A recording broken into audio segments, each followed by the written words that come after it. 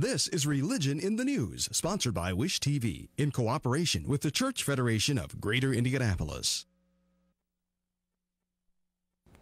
Good morning, Indianapolis. Welcome to Religion in the News. I'm J.R. Ryder. Joining me today is Merlin Gonzalez, Faith James, and Gabrielle Campo. We have a great show for you today as our guests talk about the upcoming Faith, Hope, and Love Week, being a victim of your own children, and young ambassadors speak out for Catholic charities. News 8 reports on the missing IU student. All this is next. Stay tuned.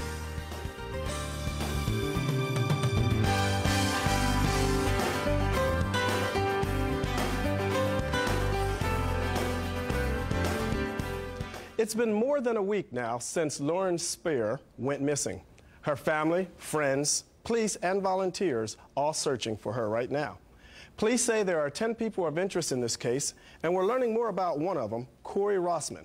24-Hour News 8's Phil Sanchez discovered that Spear's case is not Rossman's first run-in with the law. For the first time, we get a look inside Lauren Spear's apartment building. This, the lobby that Lauren walked through and never returned. Apartment management is talking about Corey Rossman, one of several people that police are now calling a person of interest. And we can confirm today that Mr. Rossman is on what's called a no trespass list. That stemming from an incident that took place back on Halloween of 2010. We apprehended him, we called the police, and he was taken away and arrested for public intoxication at that time. That was the first run-in with the IU student. There was another earlier this month, security catching him urinating in one of their garages. Management says he was thrown out of the building at that point, but police say he was seen here again last week, the night that Lauren Spear vanished. If he was on the no trespass list, why was he back here? Well, as I stated previously, we're not a lockdown facility, but in terms of coming and going, if he were to come in escorted by a resident and they were to come in quickly, past personnel, it's not, we're not monitoring every person that comes and goes. Our cameras rolled as Corey Rossman left police headquarters after providing a DNA sample. This is all I can say. I'm sorry, but I just hope that they find her as soon as possible, and I'm praying for her and her family. Sources say at least 10 people have provided DNA samples. It's still unclear if Lauren's long-term boyfriend, Jesse Wolf, is on that list, although we have confirmed that Wolf has now hired a lawyer. Go across here. And in the middle of it all, the search continues for 20-year-old Lauren Spear. Now that was News 8's Phil Sanchez reporting. Our prayers and our support are with Lauren and her family. Good morning, I'm Gabrielle Campo, and welcome back to Religion in the News. Today I'm joined by 3 high school students, high school graduates, Nick, Alyssa, and Margaret. All 3 of them are one of 9 refugee ambassadors here in the Indianapolis area, working with the refugee community. Welcome to the program. Thanks. Thank you. Very nice. Who is a refugee ambassador? What do you do? Who are you? Well, refugee ambassadors are made up of college and high school students around the city of Indianapolis, and they're responsible for completing certain tasks with the refugees themselves, and then they advocate within their schools and their parishes. Wow, that sounds like a full-time job. It's difficult sometimes, but it's fun. How long did you do it for? An entire year. An entire school year? Yeah. Wow. What did you do as an ambassador? Well, we really just tried to help the refugees acclimate to their new lives here in Indianapolis. So we'd go pick them up at the airport and greet them because they're coming off the planes with just like their bags and they don't know anyone and they hardly speak the language. So we have a translator and we go there with them and we're just like, hi, nice to meet you and hope you understand us type of thing. And so then we like take them to their apartments and then we show them like how to use the appliances and we show them like around and like how to lock your door, everything like that. And then we've gone grocery shopping for them and for like food and then other stuff like to prepare for that they're coming. And then we do like little home visits to check up on them. Well, it seems like a huge responsibility for high school students. And did you find that it was challenging, or what do you think that'll bring to your life as you grow up or you go into college? Well, as high school students, we are just now getting used to our community and we're trying to like figure out what our city is. And it's good to know, it's good to figure out that there are those refugees out there, and there's those kind of people, and knowing that they're there is half the battle. And it helps to it lets us know what we can do for them. Now that we're in the program, the refugee program, we can come back and help anytime we want. Wow. It's also really easy to get involved. Like, we didn't take too much time. It's not like we were doing something every day, but it's like, if you want to do something like once a week or even like once a month, it really does help though. Like, you can go on a home visit and it doesn't last like an insanely long time. Like, we were at the same home visit and we were there for maybe like 45 minutes or an hour, but it's just like playing with the kids or talking with the parents. So. Wow. Do you feel like your peers are proud of you, your friends? Are they curious about what you do? Yeah, we did a drive at our school, and we raised a bunch of supplies for the, we actually, as a group, all 9 of us refugee ambassadors, we raised 20,000 items for the refugees. That's impressive. And at our school, we did a drive for bedroom supplies. I mean, the drives are for all kinds of items because they need everything. But at our school, all of our peers were like asking us all kinds of questions like, what's going on? Why are we giving you bedroom supplies? This is a really weird thing to do a drive for. And it was really cool to see how interested they were. Wow, that's wonderful. So 20,000 items by all 9 of the ambassadors. Mm-hmm. Yeah. So in addition, you guys are planning an event as well. What's that event? Well, on June 20th, we're going to have a World Refugee Day dinner in honor of World Refugee Day, and there will be refugees there to answer questions. And there's also going to be a guest speaker, and his name is John Dow, and he was one of the lost boys of Sudan. So when he was young, he had to travel over thousands of miles in the Sahara Desert, and he was orphaned, and then he came over here. So it will be really interesting to hear his story. Wonderful. And it's June 20th at, would you say 6 p.m.? Yes. That's wonderful. And you guys are help coordinating that. Yeah. We've been trying to like spread the word out to like our churches and like our schools and even like our parents and our parents' friends, like just trying to get the word out so that they can come and learn more about refugees and what they can do to help and just celebrate like the refugees. Would you recommend this becoming a refugee ambassador to other high school students for next year? Definitely. Yeah. It was a great experience. Yeah. Well, it seems like you not only got to learn about the refugees, but also then become event planners for an event. And yeah, it let me gain a lot of skills. Like organizing the drive was really difficult. It it wasn't the easiest thing to do. Not many people are excited to give stuff away. Yeah.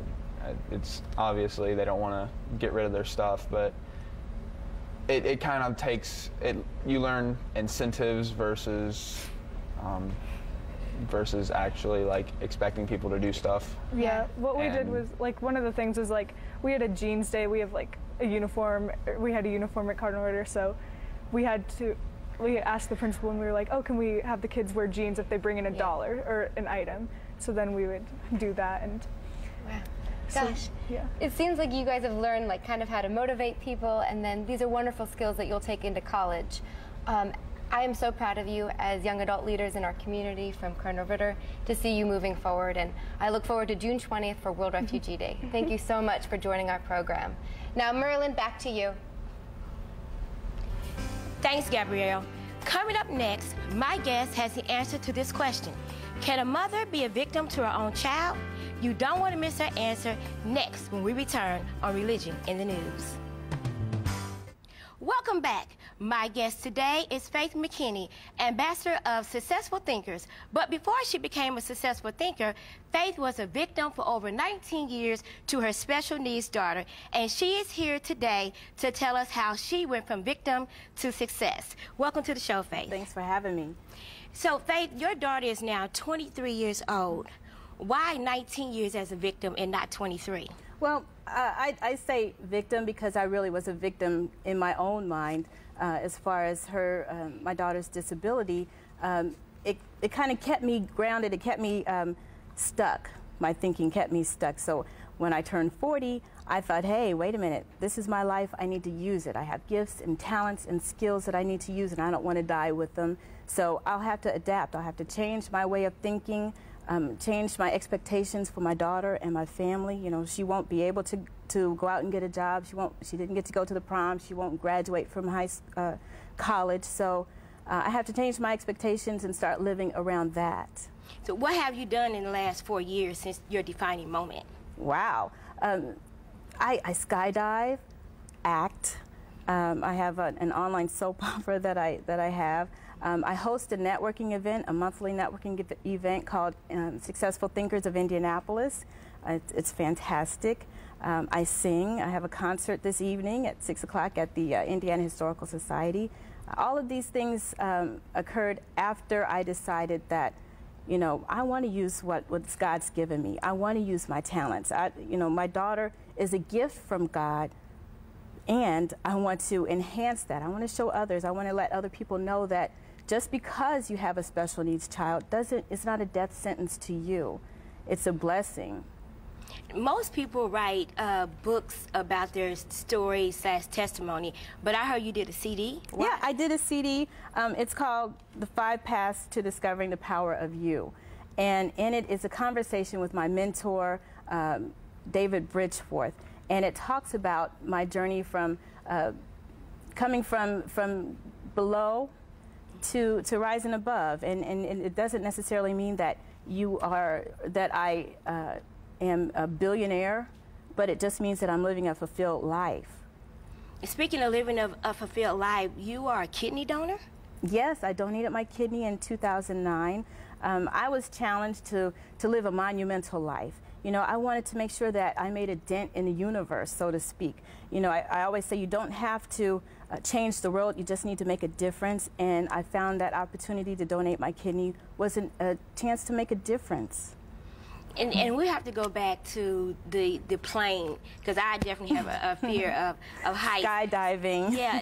What inspired you to do that? Well, it's something I've always wanted to do, and I knew that, you know, it was up to me. I wanted to do it, and I did it. It was so much fun, and it was a challenge.